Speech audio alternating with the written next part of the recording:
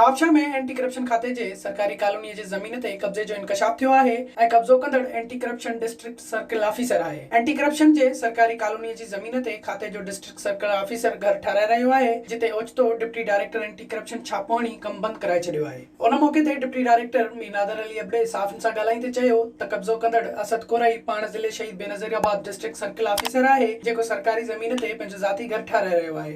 Circle officer खे अहिड़े ग़लत अमल ख़िलाफ़ शोकाज़ नोटिस जारी कंदे जवाब तलब करे वरितो आहे। डिप्टी डायरेक्टर अहिड़े शोकाज़ नोटिस जी copy director anti corruption Sindh ऐं एंटी करप्शन जे चेयरमैन ॾांहुं बि उमाणी छॾी आहे। एसपी एंटी करप्शन मूजिब पंहिंजे हूंदे कॾहिं बि ग़लत कम न थींदो, सर्किल ऑफिसर जेतिरो भी बासर हुजे कम बंदि रहंदो। सरकारी प्लाट ते वाकई असांजा इदारा आहिनि, असांखे पंहिंजा इदारा संभालणा आहिनि ऐं संभालींदासीं।